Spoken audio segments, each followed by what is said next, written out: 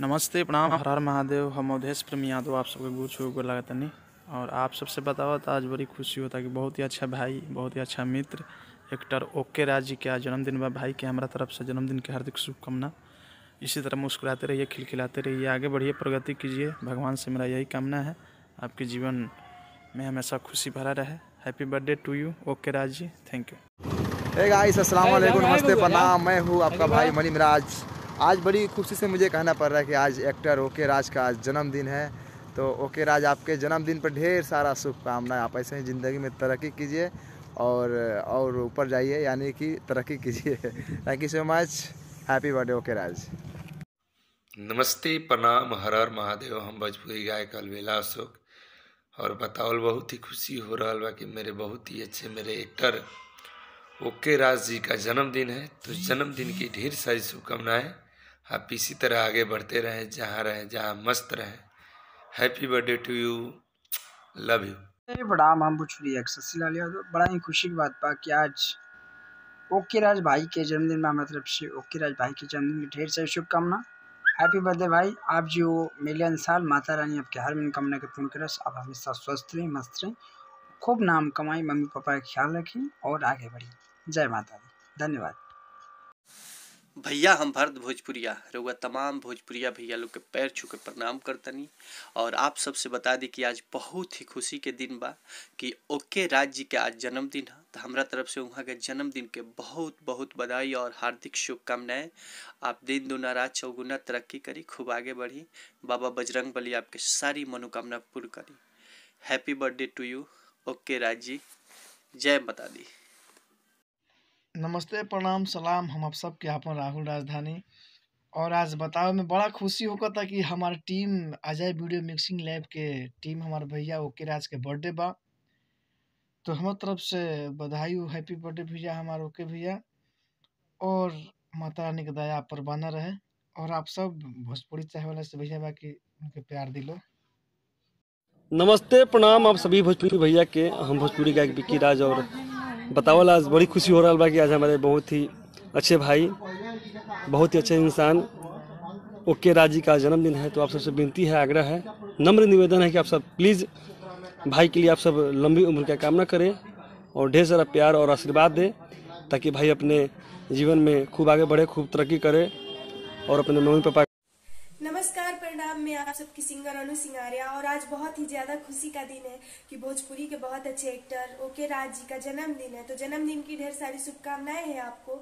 मैया रानी आपकी हर मनोकामना पूर्ण करे। जय माता दी। नमस्कार प्रणाम। आज बहुत खुशी की बात बाटे कि आज हमारे छोटे भाई ओके राजा जी का जन्मदिन है। तो भाई को जन्मदिन की ढेर सारी शुभकामनाएं। आप हमेशा खुश रहिए, मुस्कुराते रहिए और ऐसे ही काम कीजिए, तरक्की कीजिए और आगे बढ़िए। नमस्ते प्रणाम, लव यू। सभी को नमस्ते प्रणाम। मैं सिंगर अरमान बाबू। कैसे हैं आप सब? और मैं आप सभी को बता दूं कि हमारे बड़े भैया जो कि बहुत अच्छे एक्टर हैं, ओके राज भैया का जन्मदिन है। तो उनकी जन्मदिन की ढेर सारी शुभकामनाएं। मैं भगवान से ही प्रार्थना करता हूं वो जहां भी रहे खुश रहें। बहुत बहुत धन्यवाद। नमस्कार प्रणाम हर हर महादेव। जय माता दी। आप सब उनके छोटे भाई हम विकास राजा।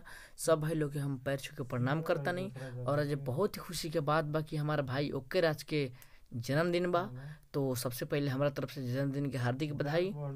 और आप सबन से निवेदन बा कि ओके राज जी के इतना बधाई दिए और इतना प्यार करे कि उनका हर एक दिल के मनोकामना पूर्ण हो गए। जय माता दी।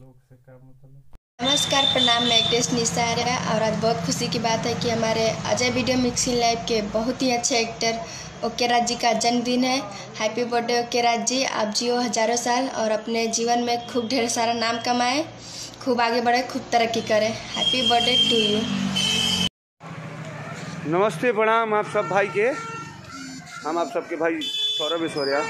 और आज बहुत खुशी से बता रहा बन कि आज हमारे छोटे भाई एक्टर ओके की आज बर्थडे है। तो हैप्पी बर्थडे बउआ। आप हमेशा खुश रहिए, मुस्कुराइए और जिस काम में आप लगे हुए हैं आप अपने मुकाम को जल्दी से जल्दी हासिल कीजिए। यही ऊपर वाले से मेरी प्रार्थना। लव यू एंड एक बार फिर से हैप्पी बर्थडे। नमस्ते प्रणाम। मैं सिंगर निधि आर्या। आप सब तमाम भोजपुरी श्रोता लोग को पैर छू के प्रणाम करती हूँ। आज बताते हुए बहुत खुशी महसूस कर रही हूँ कि आज बहुत ही अच्छे परम मित्र एक्टर ओके राज का जन्मदिन है। तो happy birthday to you okay जी। आप जियो हजारों साल। माता रानी से यही दुआ है।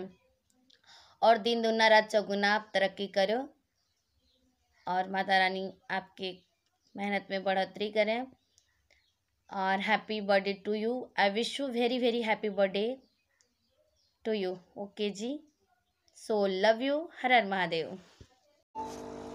नमस्ते, प्रणाम। हम अजय जी मोतिहारी से वीडियो डायरेक्टर, और आज बहुत खुशी का बात है कि आज ओके राज का जन्मदिन है, जो आपका भाई, आपका दोस्त और आपका मोतिहारी जिला का सुपरस्टार, उभरता हुआ सितारा है। तो हम चाहेंगे, मेरा जितने भी भाई मेरे दोस्त देख रहे हैं, सभी से हाथ जोड़कर अनुरोध है कि मेरे भाई को ढेर सारे बधाई दे, शुभकामनाएं दे, ताकि मेरा भाई ऐसे ही आगे तरक्की करते रहे, एक से एक। नमस्कार, प्रणाम, हर हर महादेव। हम मिथिलेश तूफानी, आप सबके छोट भाई। आज बहुत खुशी के बात बा कि हमार भाई एक्टर एके राज के जन्मदिन बा। तो रउआ लोग जन्मदिन के ढेर सारा प्यार दी, आशीर्वाद दी, ढेर सारा विश करी उनका के। जय माता दी, हर हर महादेव। आई नमस्ते, प्रणाम, हर हर महादेव। हमारा लोग के छोट भाई जीतू जितेंद्र, और आज बहुत ही खुशी की बात बा कि हमारे दिल के करीब रहे वाला बहुत ही अच्छा मित्र भाई एक्टर ओके राज के आज जन्मदिन बा। तो जन्मदिन के ढेर सारी शुभकामनाएं। आप जियो हजारों साल, लाखों साल, और अपने ज़िंदगी में ऐसे ही तरक्की करते रहिए और भोजपुरी इंडस्ट्रीज में धमाका करते रहिए और धूम मचाते रहिए। जय हो, लव यू भाई। नमस्ते, प्रणाम। मैं हूं आपके छोटे भाई सिंगर आनंद सिंह अश्वानी, और आज बहुत ही खुशी की बात है कि भोजपुरी जगत के बहुत ही अच्छे एक्टर ओके राज जी का आज जन्मदिन है। और मेरे तरफ से मेरे भाई को हैप्पी बर्थडे। आप अपने लाइफ में बहुत ही आगे बढ़िए और अपने घर परिवार, माँ बाप, भोजपुरी समाज का नाम रोशन करे। जय हो भोजपुरिया समाज, लव यू। नमस्कार, प्रणाम। हम आप सबके छोटे भाई राज राजधानी। आज बहुत ही खुशी की बात है कि एक्टर ओके राज जी का जन्मदिन है। तो हमारे तरफ से जन्मदिन की ढेर सारी शुभकामनाएं। हर हर महादेव, लव यू। नमस्ते, प्रणाम। हम भोजपुरी गायक साहिल राजा। आज बहुत खुशी का दिन है कि हमारे भाई एक्टर ओके राज जी का जन्मदिन है। तो जन्मदिन की ढेर सारी शुभकामनाएं। अल्लाह आपको आगे ले जाए और ऐसे ही आप तरक्की कीजिए। जय माता दी, हर हर महादेव। आज बहुत ही खुशी दिन बा कि बहुत अच्छा एक्टर्स जिनकर वीडियो हमारा चैनल पर बहुत चढ़ेला, ओके राज बहुत अच्छे एक्टर्स बारे वो, और उनका आज जन्मदिन बाटे। माता ने से कृपा कि हमारे भाई के ऊपर छाया बने रखस कि हमारे भाई बहुत आगे जाए। जय माता दी। नमस्ते, प्रणाम। कैसे हैं आप सब? आज बहुत खुशी की बात है कि हमारे एक्टर ओके राज जी का जन्मदिन है। तो हमारे पूरे एजी इंटरटेनमेंट परिवार के तरफ से हैप्पी बर्थडे ओके बाबू। आप जियो हजारों साल और असही मार्केट में तहलका मचाते रहिए। Love you. जय माता दी। नमस्कार, प्रणाम भैया। हम भोजपुरी गायक दिनेश जोशीला डीजे। आज बहुत ही खुशी के बात बा कि हमार बड़ भैया एक्टर ओके राज जी के जन्मदिन बा। तो जन्मदिन के ढेर सारी शुभकामनाएं और बहुत बहुत बधाई हो मेरे बड़े भैया। और ऐसे ही भोजपुरी इंडस्ट्री में धमाल मचाते रहिए, धमाका करते रहिए। Love you. जय जय भोजपुरिया समाज, जय हो।